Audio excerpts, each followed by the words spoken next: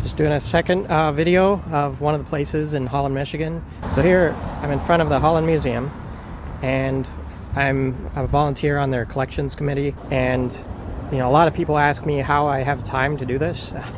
Several people. This is something I learned from actually the mayor of Holland currently, Nathan Box, actually taught me this too when I was in a West Coast leadership program. But he basically said, you know, if you really believe in something, make time for it. Push the other things that aren't priority out and make time for the things you're truly passionate about and make a difference in the world.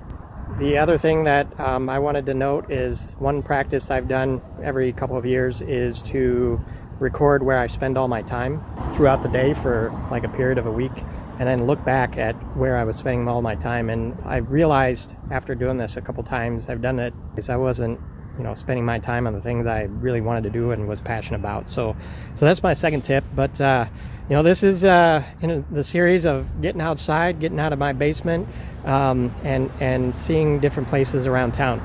Also want to point out, I'm on YouTube. 𝗁𝗵𝗀𝗀 is my channel, and I'm on LinkedIn. So find me on LinkedIn, find me on YouTube. Those are the two places where I post the most. Thanks, bye.